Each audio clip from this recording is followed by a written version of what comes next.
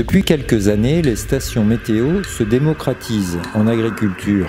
Elles sont désormais connectées, les agriculteurs peuvent consulter les données à tout moment ou presque depuis leur smartphone.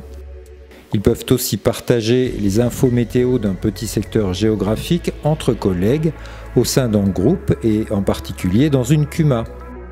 Au printemps dernier, Winat a ainsi accepté de prêter 3 stations météo à 3 adhérents de la CUMA La Peau-Fourche en Vendée. Parmi eux, Frédéric Joly, son président. Puisqu'il s'agit de tensiométrie, donc la pluviométrie, on a la direction et la vitesse du vent, on a l'hygrométrie aussi, et puis après les relevés de sondes, et avec sur le graphique les seuils qui sont marqués en seuil repère à ne pas dépasser en fait. Les équipements mis à disposition de la CUMA comprennent chacun une sonde de température du sol, une station météo complète avec pluviomètre, anémomètre, thermomètre et humidimètre, et enfin des tensiomètres.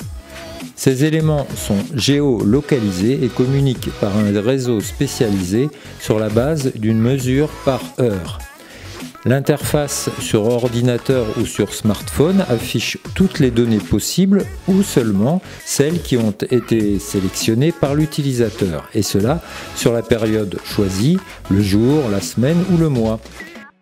L'intérêt principal, c'est la gestion à distance et le module pour pouvoir regarder les résultats sur le téléphone, où là c'est très convivial, c'est assez pratique, on peut paramétrer un certain nombre de choses et on l'a vraiment partout, quoi. À partir du moment où on a une connexion Wi-Fi ou Internet, c'est vraiment très bien.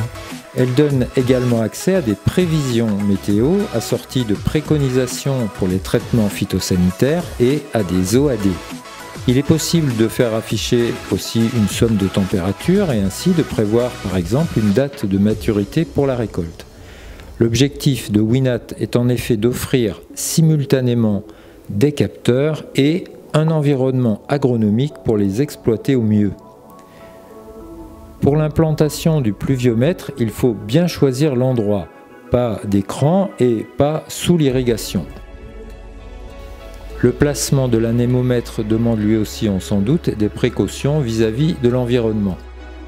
Les sondes destinées à piloter l'irrigation ont suscité plus de questions. Winat a fait le choix de sondes tensiométriques qui mesurent le stress hydrique du sol.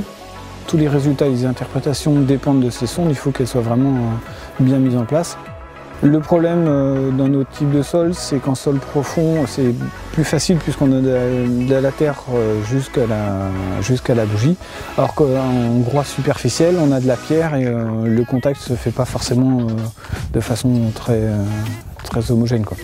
Winat aura prochainement une alternative, des sondes capacitives, à son catalogue, mais précise que chacune des deux technologies a ses avantages et ses limites. Les adhérents de la CUMA La Peau-Fourche ont pu consulter facilement les données des stations de leurs collègues afin d'avoir une vue globale du territoire où ils travaillent. À leur avis, la première application potentielle de cette dimension collective serait l'établissement des dates d'ensilage, car la maturité du maïs est très liée aux sommes de température. Il y a plusieurs choses sur l'aspect groupe.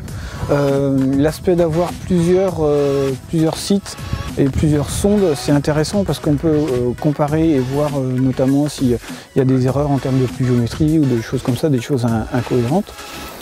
Par contre, après, au niveau de l'organisation du chantier, nous, au niveau de la CUMA, on était sur 3 supports différents, enfin 3 cultures différentes, c'est-à-dire du maïs semence, du maïs conso et du maïs ensilage. Donc on n'a pas forcément pu aller à fond dans la méthode et organiser le chantier au sein de la CUMA. En résumé, ces stations connectées présentent 3 points forts: l'accès à des données locales, une consultation aisée et un effet réseau quand on les emploie au sein d'un groupe. Par contre, quand on débute, il est impératif de bien raisonner l'emplacement des stations et de réaliser avec soin la pose dans le sol des sondes destinées à l'irrigation.